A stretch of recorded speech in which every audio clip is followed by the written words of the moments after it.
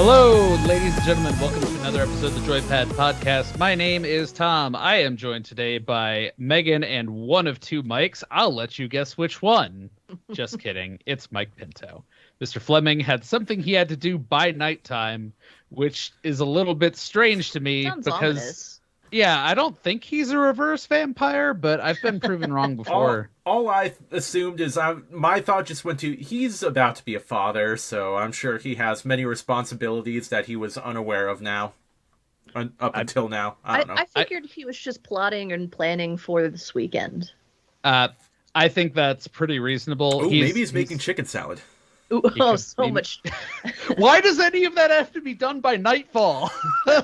You missed the chicken salad debacle of last episode.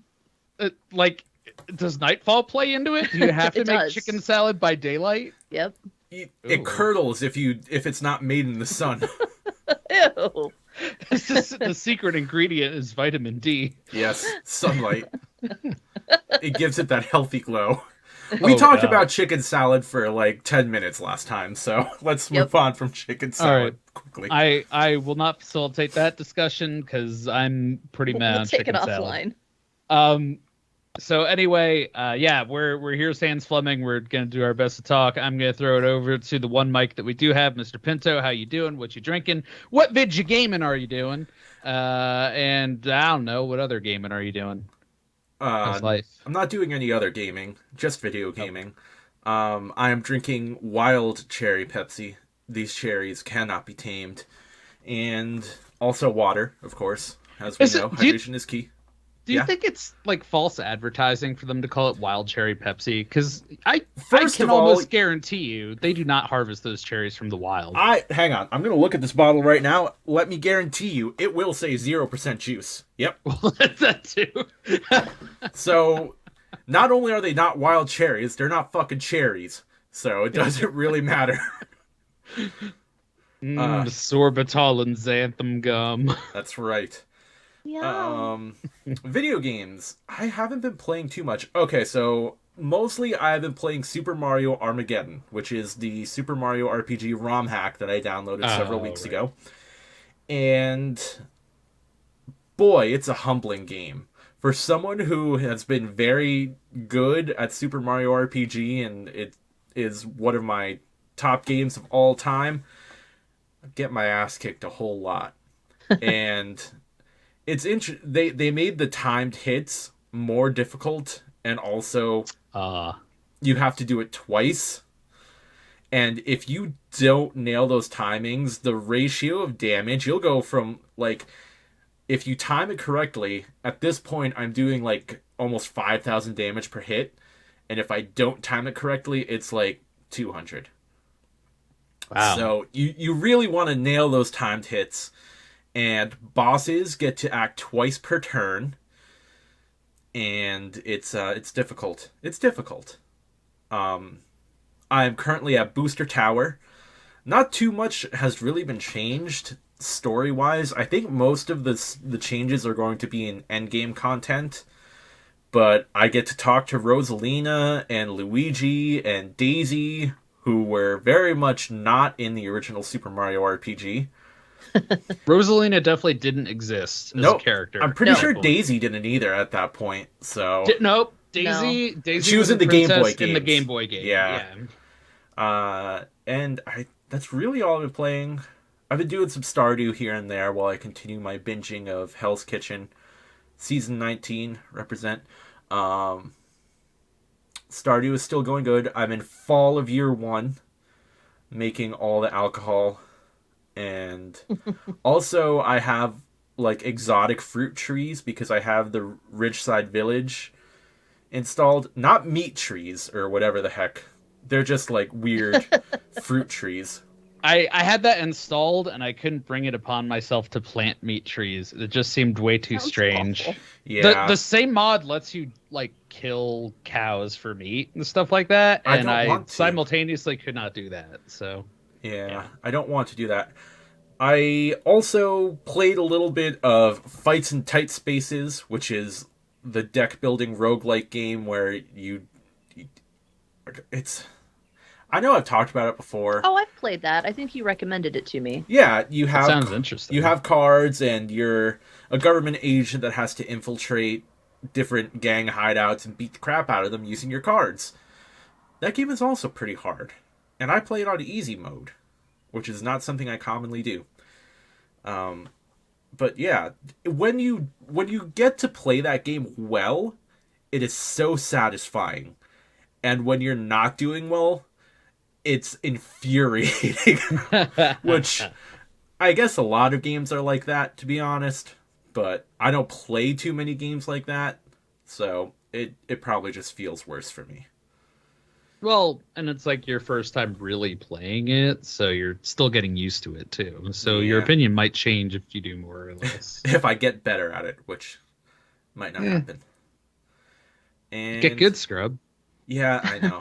And last time we recorded, I know, Tom, you were not here. Megan signed off. Fleming and I played some Spelunky together. Mm-hmm. And I think that's not a game he would enjoy that much, to be honest. Because it's not a game you can get good at, really. Yep. You've played it, right, Tom? Yeah. Yeah, it's not really a game you can get good at, which is what... You have to get lucky. Yeah, it's a roguelike. It's very difficult. A lot of things are left up to chance. You can be better or worse at it, and you can definitely improve your skill at it, but you cannot like learn the route and become a master of known knowledge in order to win. Exactly. It's always different. So I think you're right. That's because I'm just gonna say it. That's definitely how Fleming plays games. He learns strategies, patterns, and how things work, and then he executes. I think, and I do think he had fun, but I could also feel the frustration radiating off of him as we played.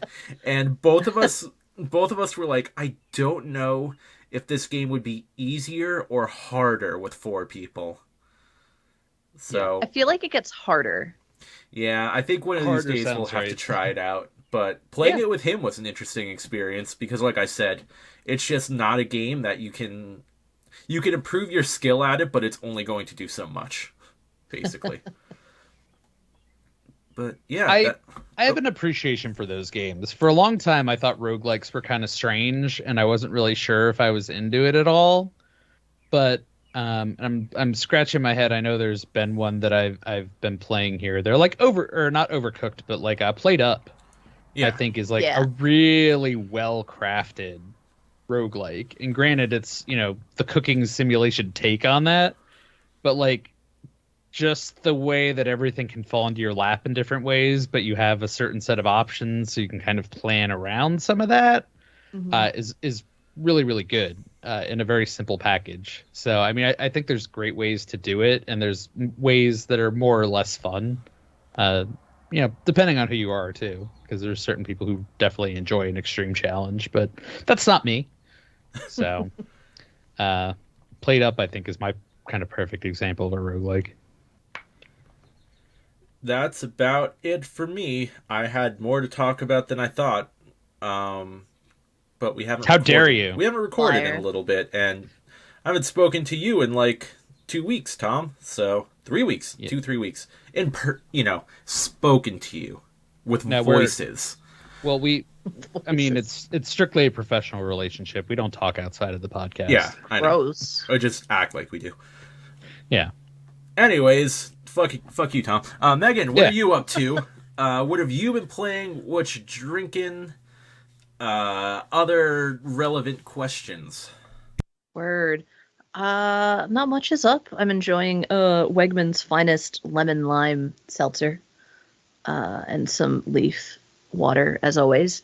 As far as what I'm playing, speaking of roguelike, I started playing Hades last night actually, as gifted to me by our lovely Father Gamesmith. Father Gamesmith. Listen, we all say it, but if you're not comfortable saying it, I don't blame you.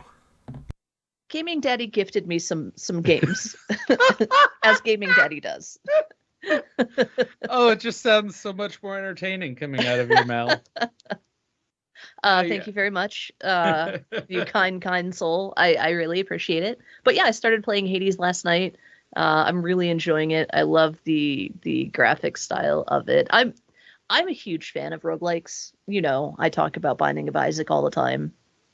I like the randomness of all of it. I haven't played a ton of it yet, so you know, I'll talk about that at some point. I'm still continuing on with Final Fantasy 16. I think I talked about that. Oh, Tom.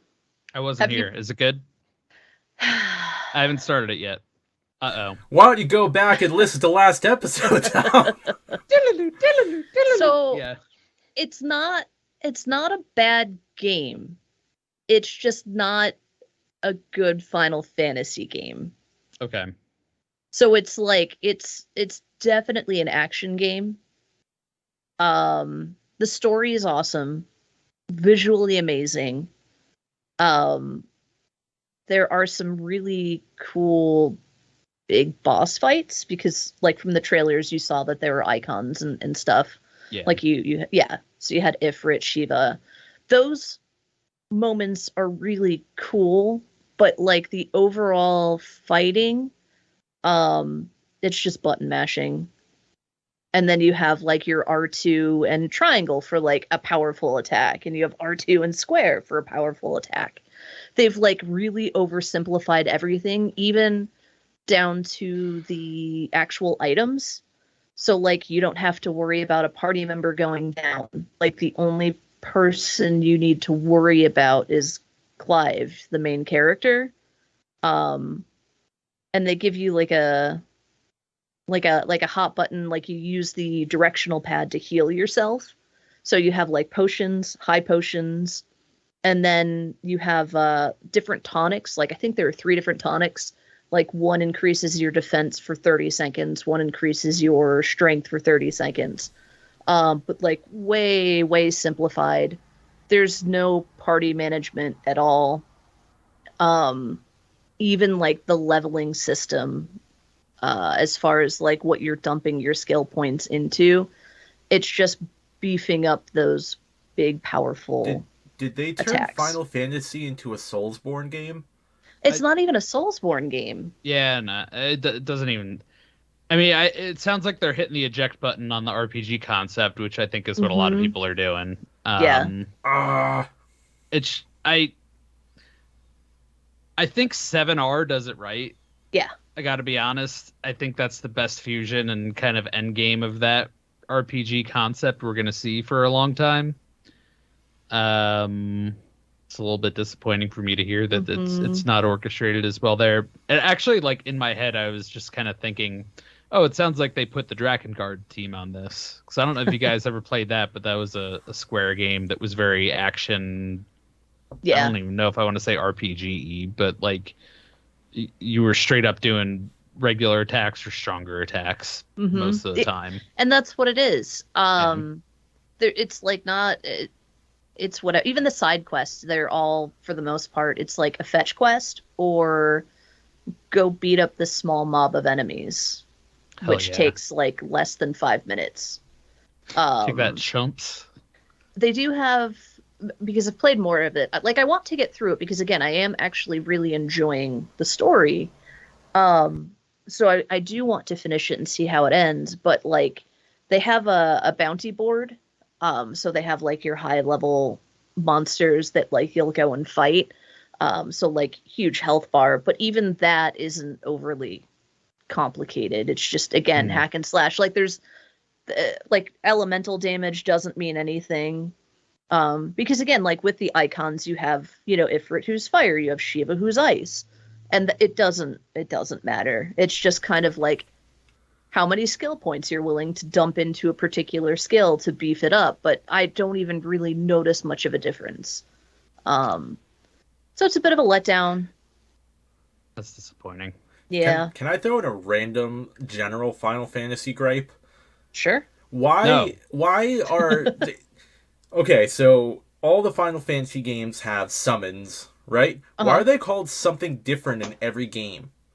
Because In 8, they were Jeefs. In 9, they were Eidolons. In 10, they were Aeons. Now they're Icons. Icons, yeah. It's like The Walking Dead, where everyone fucking calls them zombies, but no one in the Walking Dead universe knows what a zombie is. What's that? Oh, we call that a walker. A Oh, walker? I call them biters. Oh, those are shamblers. Like, They're all the same Shimba thing. Yeah, I think every team that develops a Final Fantasy game wants to feel like a super special snowflake. That's my Aw. best guess with that. The icon thing I think was used before in at least one game. I don't remember. It feels familiar, but I Was don't that remember. 15? It Did might have 15 been. use icon? I don't Because think I'm it was wondering if 15. like they're connected somehow. Yeah. Just like there are some similarities in the environment, but I haven't been able to find anything to connect it. Yeah. The only ones I know that are I think, if I remember right, that are connected are like Tactics and 14, And 12. the online one, and 12, because they're all in like the Ivalice kind of thing. I just forget 12 exists because I'm not a big fan. Yeah. There are also theories that I know, nerd deep dive. You're listening to a video game podcast. 10 and 10-2 are like predecessors to 7. People talk about that. I can see that. I don't know if that's ever been verified by Square, but No. they talk about how Fireflies and all that nonsense become Mako energy in the live stream. Also, there was a character named Shinra in 10-2, and as we all know, Shinra in 7. It's just people connecting threads, but there's no verification. Yeah. Square also just likes to use names like Wedge and Biggs and, just throw them around or make little nods to things. So I don't know. I took it all with a grain of salt, but I don't know. It's out there. Yeah, I mean, definitely play it, give it a shot. Yeah, I already bought it, so it's on my list. The story's cool. The big boss battles are fun. Like they make it worth it, but yeah, just overall a letdown for a Final Fantasy game. It's gotten great reviews. Yeah, I will. You know what? I'm gonna play it unbiased and see what my opinion is. Yeah. And if you hear me come on here and go, Final Fantasy 16 sucks, I'm gonna tell you why. I hope you love it though. I hope you have an opposite experience. It just wasn't what I was looking for. I was looking for more of Final Fantasy 15. I know you weren't a fan, but I really liked the direction that it was going in. Yeah, I don't know. It was mostly the car. The car and like the story to the point that I got to didn't grip me. So Gotcha. I've always said I could go back to that one, but Bros. Fishing is fun. Fishing is fun. Every game has a damn fishing game.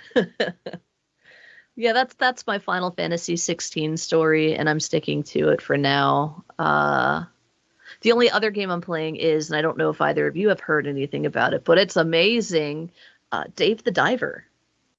I saw that on sale on the Steam store front page, I believe. Okay. And I did have a little interest. How is it? What's it like? It's great. Would recommend. It's a good game where you don't really have to pay a lot of attention for the most part, so I can like listen to a podcast or watch something on my computer at the same time.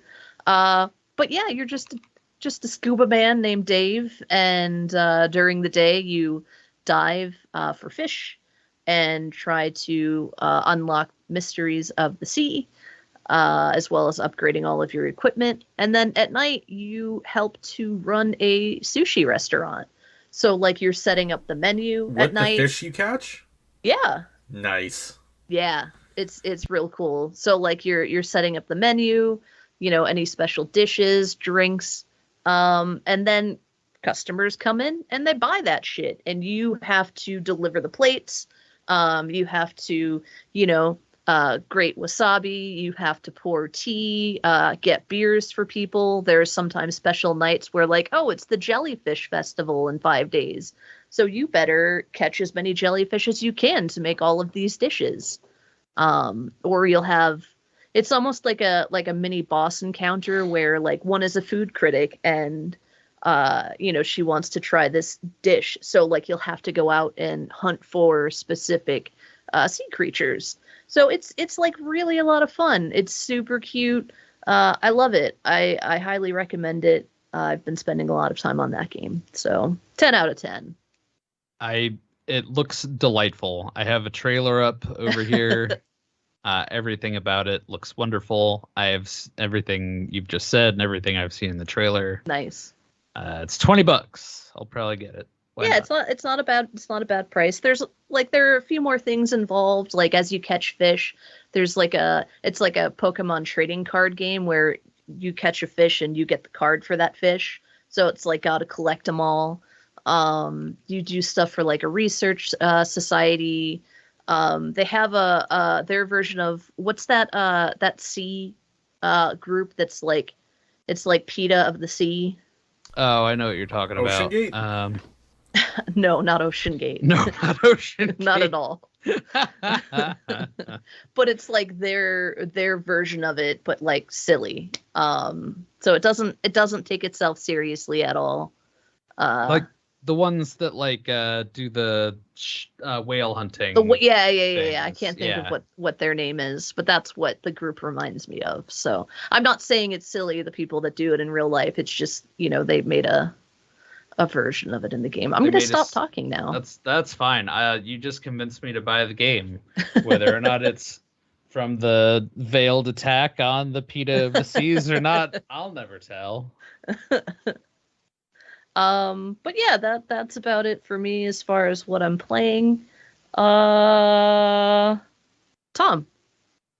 you brought us in tonight. How are you? What are you drinking? What are you playing? And is it Madden? Is it DayZ? What is it? So I'm doing good. I had some travel shenanigans that we just went over during my vacation, but everything shook out very nicely. We had a great time. I am drinking coffee. Whoa! God's finest invention. If on a there is school such night? A creature. Well, tomorrow's Friday, and I pounding that bean juice.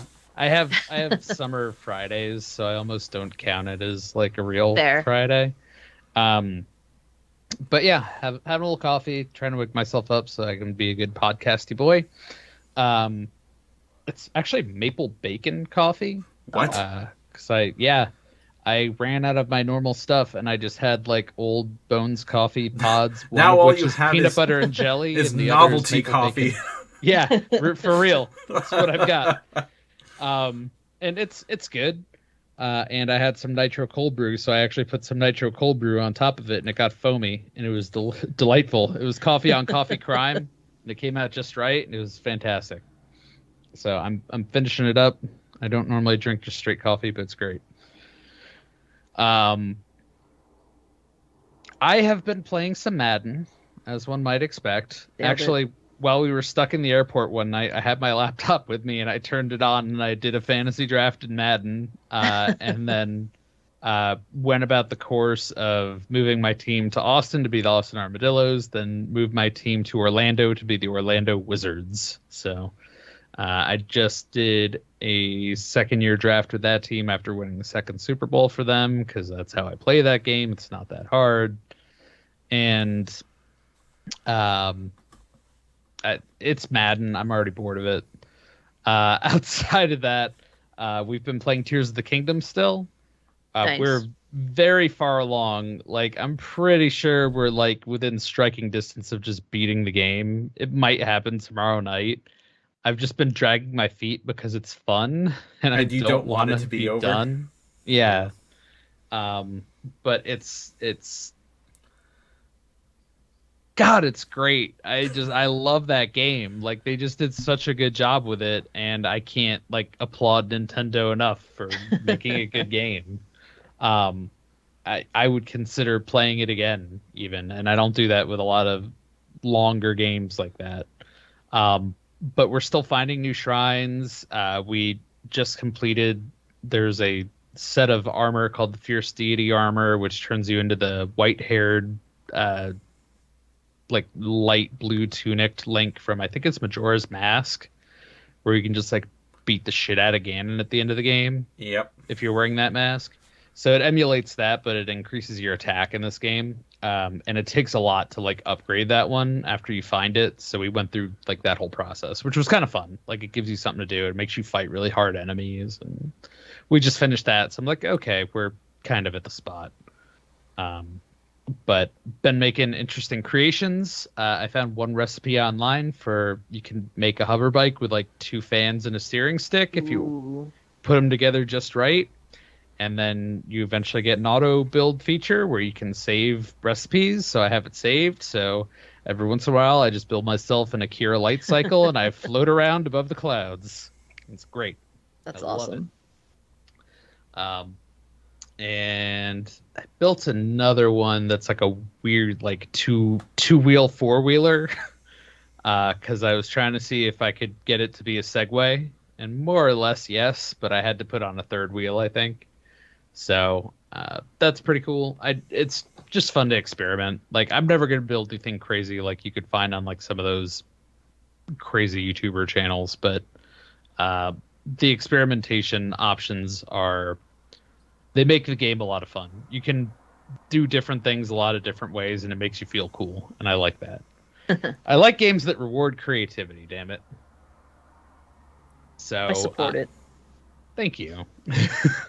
Primarily, I've been playing that. And then I did let you guys know I had the itch the other day to play some DayZ. So I did play a little bit of DayZ. You found a good server? No, the server sucked. There are no more good servers as far as I'm concerned. That's the problem. So I played for less than an hour, and probably within like 10 minutes of playing, I was like, oh, this is why I don't play DayZ anymore. That's a bummer. You were reminded. Yeah. So I kind of got around and just stopped. But before I did that, I decided I was going to see if I could go ahead and set up my own DayZ server. Hell because yeah. I've talked about that forever.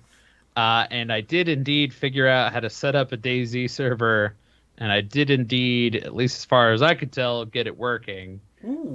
However, the computer that I tried to run it on this computer, which is my main computer, and it doesn't like it. It will crash this computer. It causes memory errors. I think the DayZ server program is like just not new enough for the processor that I have. So I don't think it's prepared for like good.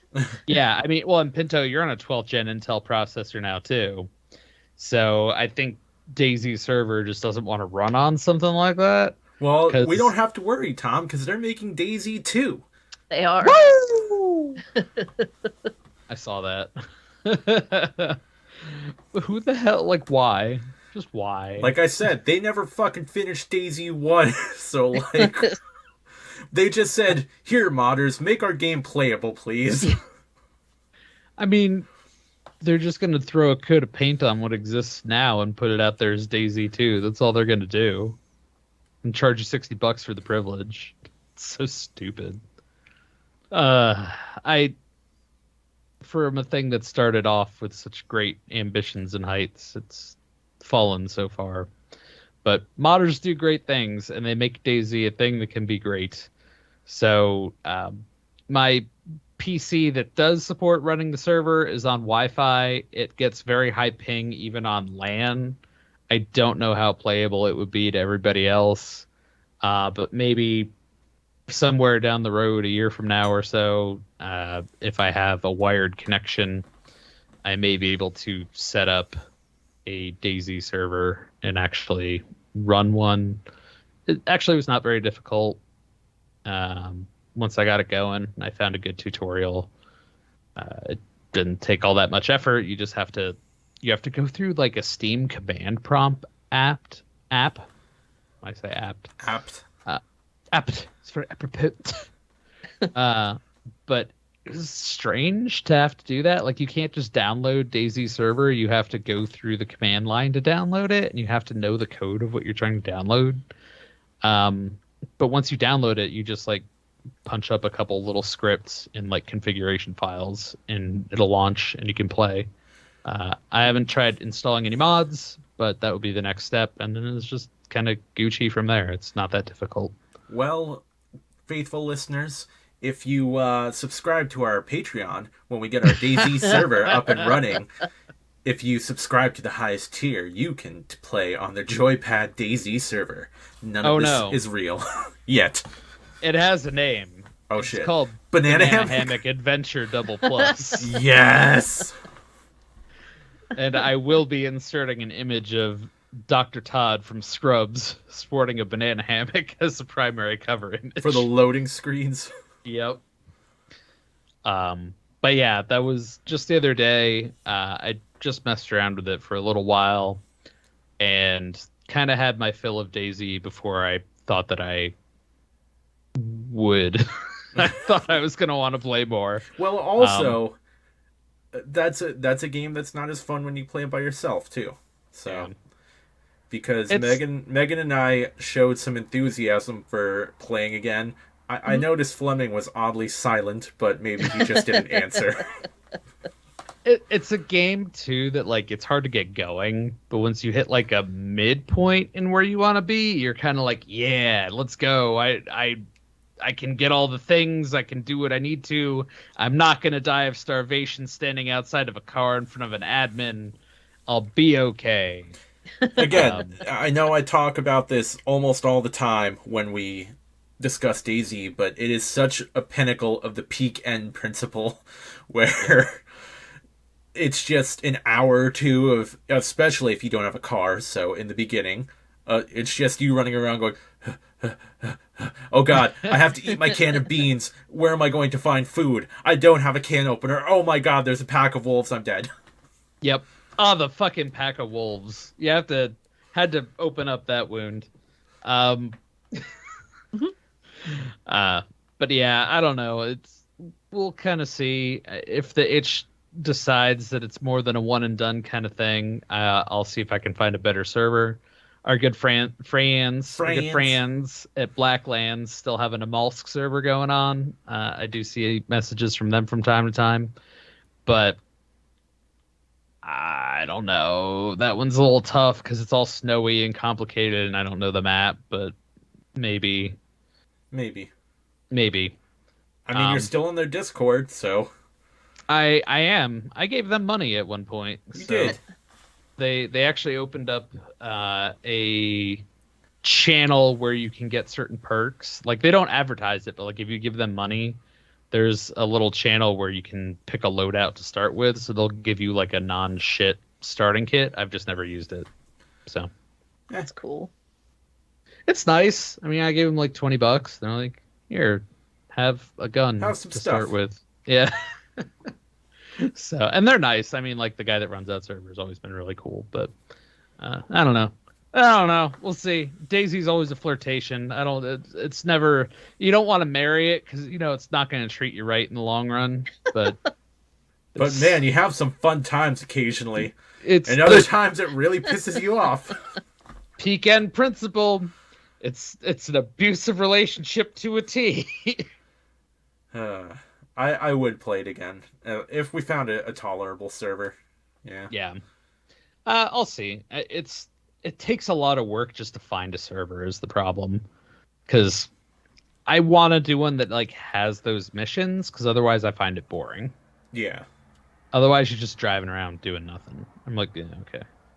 And the last one that I had, which I really liked that server, that seems to have gone down, which is a bummer. And that was outside of Blacklands, but that one was also a really nice like mission setup, decent group of people, and all kinds of whatever you want to do. So I don't know, we'll see. But outside of DayZ, once I got past that dalliance in my life, I actually decided to purchase Liv-A-Liv, I don't know if anyone was long awaiting it except maybe me. Remaster of an unreleased game in America that I played on ROMs when I was like 13 or 14 on my mom's computer in her office. It was like a SNES game that was released only in Japan, and I don't know if it has any connection to like the Saga Frontier games. but it's a similar kind of system where you pick like a character and follow their story, which Octopath Traveler eventually inherited. But Saga is the first one I can think of that really kind of did that for Square. But Liv-A-Liv is all very different stories. Like there's one that's prehistoric. There's one that's in the near future. There's one that's in the distant future. There's one that's a cowboy story. There's one that is a wrestler in the modern day. Hell yeah. Was that a Square game? It's a Square game. It is? Yep. And so I fired that up just today, and I played through the entire... It's mostly shorter stories. Some of them are really long. Or at least significantly longer than the other ones. I played the Wrestler because that one's actually set up like a fighting game, even though it's an RPG, which I thought is really cool. And I knew this going in because I've played a bunch of these before on the SNES version. But you play as an aspiring Japanese fighter / wrestler, and you fight against opponents from all over the world. It's almost like Street Fighter, where you select like who and what country, and they give you a backstory on like who you're fighting. And then you immediately go to like the grid that Liv-A-Liv uses, which lets you move your character around and then execute like an attack or an action. And it's a nice little system. I really like it. It's compact, it's easy, and it's fun. And in the wrestling fighter version, you just take down 6 guys and then you fight another guy at the end, and that's the end of that story. But it's mechanically fun and interesting, and where else do you get to fight Hulk Hogan in an RPG? I don't know. I have done the Western one before. I think I've done the Ancient China one before. I've done aspects of the Ninja one.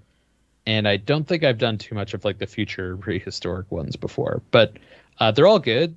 The graphic styling that they upscaled it to is a lot like Octopath Traveler. And it looks beautiful. They added voice acting to it. Everything's nice, shiny, crisp. They added some good like 2D, 3D to it that is actually bright and shiny and pretty. So I'm pretty impressed and happy with it for what was once like an obscure game that just dorky ass Tom found on an emulator site one day and was like, oh, this is cool. And now dorky ass 34-year-old Tom can play it on Steam and go, oh, this is cool. And it also follows my personal preference of games that you can like sit down, play, and then stop, which is handy. Like there's not too many RPGs that you can do that with as much, but Liv-A-Liv follows that. So thumbs up. It's a little on the expensive side for being an upscale / remaster. It's like $30-something, but I like it. What the hell? I didn't pay for it when I was a kid. Paying it forward. Hell yeah. Exactly. Or paying it backward. Whatever. And Pinto, I know you had a topic you wanted to broach around the remasters. Yeah. So I don't know why, but Facebook has been giving me a lot of ads for like. There just seem to be a lot of remakes and remasters coming out recently, and I feel like, or not recently, in the future and recently, I guess. I feel like we've talked about this before. But the most recent ones I saw is that apparently there's going to be a Tomba remaster, which I like Tomba. They're also doing a Clock Tower remaster, which is exciting to me because I just like that Capcom is realizing that they have games outside of Street Fighter and Resident Evil once more. It gives me hope that maybe they'll remember Breath of Fire fucking exists. And that would be great. Hey, I would love a remaster of like some Breath of Fire games. That'd be great. Me too. I don't know. These games they're definitely getting old. Like Clock Tower wasn't a SNES game. Tomba was a PS1 game, which I mean at this point these games are 30 years old. But I would still like new IPs to come out. I think is what I'm getting at. Like Square's doing okay. Yeah, they're doing the whole Final Fantasy VII, remaster, and they're expanding that universe once again because they know where the money is. But they're still making Final Fantasy 16, There's rumors that they're going to do a remake of Final Fantasy 9 as well. Like that's going to be coming up. I'm pretty sure that has been verified. But why? Can I just ask, why would you remake 9 before 8? They did the HD remaster. Oh, that's 8. such bullshit. That was crap. I mean, also, 8's kind of like a black sheep. Like, a lot of people that's don't why, really like 8. I guess that's fair enough. But I mean, 8 to me has enough of where it was trying to be more of what RPGs are now, where, you didn't have to go through as many like item stores to buy stuff. You were focusing on combat and upgrading your weapons through, finding things and pursuing that upgrade means, stuff like that. Like, it would fit very well as a game where you just play a squall and like go at it with your gunblade and then just fix the fucking story. Like, it's not. Yeah, no, I don't disagree. I think that's kind of weird too. But yeah, I don't 9's know. a great game. I'm not opposed to that. 9 is perhaps my favorite Final Fantasy, so I wouldn't complain and will not complain if/when they remaster it. I mean, there's still rumors of a Tactics remaster, which would be pretty dope. Make a sequel. I'm here for it. Did you play Tactics Advance? I did. I think I beat Tactics Advance. Was I it did not good? play A2. I forgot Advance. A2 existed. So I wish, like, Tactics Advance, they dumbed it down for like kids because it was a Game Boy game. And if they hadn't done that, it would be great.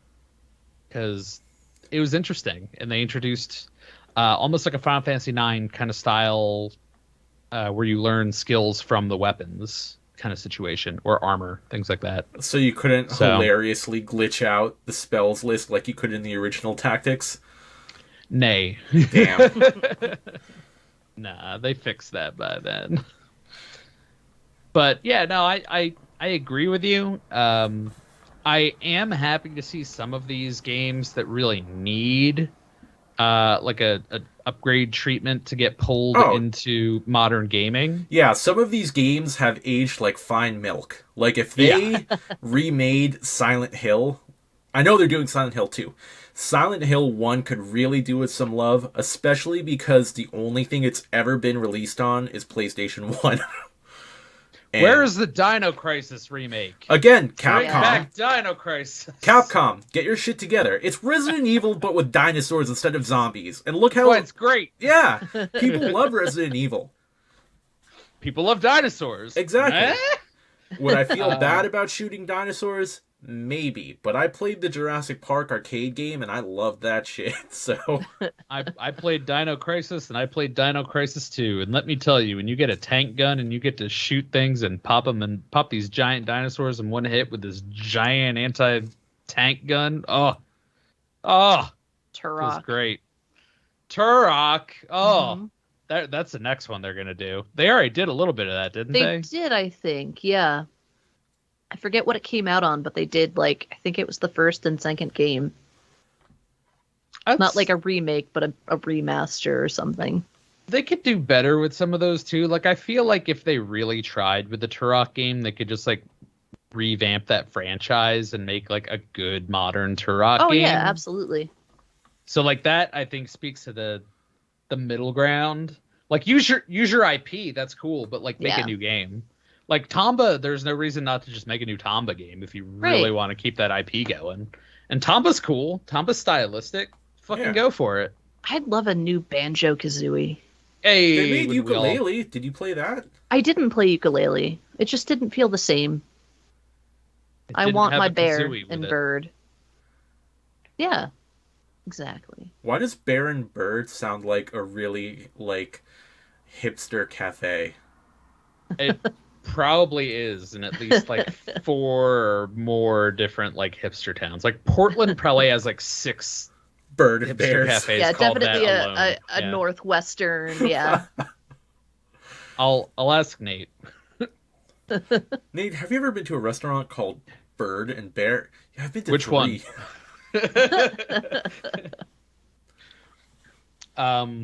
But yeah, like I really dig the Liv-A-Liv thing, because it is a game that was never released in the US. Like, I only played it because it was fan translated ROMs. And there's other games like that, like the original Front Mission, I don't think was ever released in the US, or Front Mission 2. Maybe 2 was? I don't know. They were like obscure games, so like nobody was really picking those up and buying those over here. So it's cool to have them be released, tell that story, to put that out there, and to also do it in a way that's not just like slopping it out, saying like, oh, we just got a translator, here you go. But like what they did for Front Mission 1 was they actually upscaled it significantly and put it in 3D. It still feels too of its time, and I think they intentionally limited some of the mechanics to what Front Mission 1 was. So I might have gone further with it, but I don't blame them for doing what they did. And I think they did a pretty good job with that. There are other games like that too. Like have I talked about Bahamut Lagoon before? I feel like I must have. You have, I don't know. Yeah. Okay. So, like, Bahamut Lagoon, quick summary, tactical RPG where you get to raise dragons, has a great story. You fight on your dragons in strategy RPG format and kick the crap out of other people the best you can. And dragons evolve different ways, and it's pretty neat. It's almost like proto-Pokemon-ish to that degree. Sounds like, or Jade Cocoon. Did you ever play Jade Cocoon? Yeah, I did. How's that for a deep cut? Does anyone know what fucking game I'm talking about? That was a strange one too. That game was like hard to play. Yes, it was. But yeah, Bahamut Lagoon was never released in America. Purely fan translated for SNES ROMs that are out there, and that would be a great. It's a proto Final Fantasy Tactics, proto Fire Emblem, proto Tactics Ogre. You could upscale that, give that a nice treatment, even if it looked like PS1 graphics. I think people would eat it up. It'd be really neat. But even Tactics Ogre was recently done, and that's a game that I think was forgotten all about. And hey, guess who bought Tactics Ogre and hasn't played it yet? This guy. You know what they should do? And it would never happen because it's dumb as shit, but it would be hilarious if they were like, we've made Madden 95 remastered. Next year they're like, you know what? Forget Madden 24. We're done with that. We're going back in time and making Madden 95. Was that the one with all the mini games? The training mini games? I have Some no of them idea. did, yeah. Like around the 2000 session at least. So I know they had that when I had the demo Madden for my Ethernet port that I bought for my PlayStation 2. Nice. And I used to play that. Like the 4 games that used it. 2 of Madden, which were Resident Evil Outbreak and Resident Evil Outbreak 2. It was Madden. It was Final Fantasy 11, which I never played. Oh yeah, that's right. And it was Frequency, which I know you know. Oh man, really? That had that? Yep. Because you could play Amplitude. online with other people, and I remember playing the Fear Factory song Frequency, just trying to play with that controller. Did so Amplitude have that too? It must have, because Frequency came first, I think. Yeah, Amplitude was the squeakle. Yeah. So, yeah, I don't know. They could definitely bring that back. I think they would have some problems with player likeness licenses this day and age, but that would be entertaining. I don't know. I think there's probably more good than bad in the remake market right now. I agree. Because like I said, a lot of these games, it's hard to go back to. And not just, like, graphically speaking, gameplay-wise. They're just... Some of them are hard to play. They're clunky, or they take forever, as a man who just spent nearly 90 hours replaying Legend of Legai over the past year. Yeah. Gameplay evolved. I mean, that's why they remake all those Pokemon games. If you go back and try and play Pokemon Blue from the Game Boy, it's so slow. Like, that's just not how things are anymore. And, you know, it's not like the slowness was a feature. It's just it was limited by what the system could do and how things were set up. So, yeah, if you go back and play, like, really old computer games, like your King's Quests or whatever, like, go back and play King's Quest 6, your computer's gonna be like, I don't... This is ancient technology. I don't know how to do this. I Is that a 3 in there? I thought it was all ones and zeros. I don't know what that means. Those games literally ran off like your computer's internal clock. So it'd be like, oh, okay. Well, that's why like some of those older like Game Boy games get screwed up too, because they either have an internal battery or they try to run off. I don't remember how the day-night cycle worked in like Gold Silver. You just entered the time in when you started playing. Yeah. Is that it? Professor Okay. Elm would be like, "What's your name? Are you a boy or a girl? What time is it?" And you'd be like, "Ha, this is great." He didn't I'm gonna ask go if you were catch a a boy or a Centric. girl. That's Crystal version. Really? Oh yeah, you were only a boy. You were only a boy in the first couple. Yep. That's right. Yep. Yeah, I mean that's why we improve things. So, I don't know. Yeah, I think there's a lot of good coming out of a lot of those. I am very excited about that Super Mario RPG remake. Yeah, it Me looks too. good. If they do FF9, I'll be interested in that. I'm not as big an FF9 person as you are, but it's been forever since I've played it, so I'm sure I would enjoy it. I just think if you're gonna do it, do enough to make it exciting. That's it. Just don't half-ass it, and it's cool. Like if you're gonna remake, like remake the Bouncer, that would be awesome. Oh, The that would be Bouncer. really cool.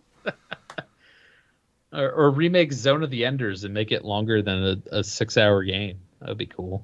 That was my first game for PlayStation 2, and I beat it within like a day. And I was like, oh, this is the only game I have. What do I do now?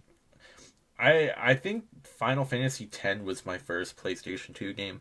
Yeah, I remember because my sister got a PlayStation 2 and I was upset because she wouldn't let me play it.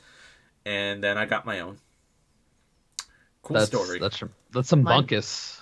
Mine Puncher. was the Bouncer. Was it? Hell yeah. Yep, I'm pretty sure mine was FF10 and whatever the newest Tekken was at the time, like 4 or Tekken Tag. Tag was early, and I love that. I still love Tekken Tag. I haven't played it in forever, but I would play Tekken Tag any day of the week. It's crazy to me that like I guess it makes sense because they don't pump these things out like they do Maddens and Call of Duties, but like Tekken's been around since PlayStation 1 and they're only on Tekken 8 right now. Shit, it's even worse. Street Fighter's been around since like the early 90s and they're only on Street Fighter 6, but they made Street Fighter 2 like 90 times. So Yeah. I have my finger up in like a disappointed uncle pose right now. And that's just because of the many, many different varieties and flavors of Street Fighter 2, none of which I claim to understand. But there's actually, I just saw there's a lovely Monster Factory on the new Street Fighter game. Oh, there is. I did not there watch definitely is. But I believe the character's name was Johnny Leg Day or something like that. It is. Yes, yes. He's wonderfully hideous. Although I will say, even the finished product, my favorite is just that they could stretch him so far at the very beginning. He was like all leg, no torso, no neck. It's great. That's how we like them. So No just, middle sliders. I'm impressed that Street Fighter has allowed something like that when it's been such a game of just like, here are our characters. Yeah. I so think I'm Mortal kinda proud Kombat of did that in one game, and it was the shitty one. Mortal Kombat Armageddon, where they're like, here's all the characters, because why not? I remember I may have told this story before. I had a friend who made a character that was called the Naked Cape, and she had a flesh tone bikini and a cape on, and she was the Naked Cape. The end. But, Well, I think that's a good place to end it, on the Naked Cape. I was just going to say, it's an interesting thing to think of with fighting games because a lot of them really do just recycle a lot of the same thing. Like Mortal Kombat was basically remaking the same game, at least Mortal Kombat 1 through 3. I mean, 3 just added more characters and a little bit of story. And now they're remaking it again. Yeah. For the third time. Yeah, but they're actually injecting a lot more story, which is fine. Yeah. and we've talked about this. I could do without the blood and guts, but I really like the character designs of like Mortal Kombat, so keep it going. I play it for the story. Yeah, why not? Because it's awesome. I am not a competitive gamer, and never would I want to subject myself to the fighting game community, ever. I couldn't do it. I want to say we love you, fighting gamers, but I don't know. Do you love us? Do you? I don't think you do. I think you really want to fatality me. Do you really want to hurt me? Yes. Probably. Yes, you do. You want to rip my spinal cord out through my bunghole. Oh. I shudder to think how I had no problem with any of that when I was a kid. Now I'm like, oh. Well, because if you go back and watch the Super Nintendo fatalities, they don't. I mean, it's Super Nintendo. They were like, it didn't really look that real. Now, with, they go into very intimate detail when they do these things in the modern games with the X-ray vision and the blood and the guts and the squishes and cracks and what have you. Baby. Hello, Smidge. Smidge decided he is the podcast boy now, so enjoy this final moments, YouTube folks. Anyway, yeah, the X-ray vision's, I don't know, it's too much. All of it's too much, in my opinion. Just go back to having the friendships. They actually introduced a new quitality, which is, because people play online, and if someone quits, like rage quits, their character will kill themselves. Oh! So... Wow. That's kind of fucked up. I don't know if there's any penalty beyond that, but, there's got to be some penalty for being like a butthurt rage quitter in online games. Like any and all online games. Yeah. We could have a whole session about online gaming and how we feel about that too. Maybe one of these days. But I gotta be honest. We need Fleming around for that one.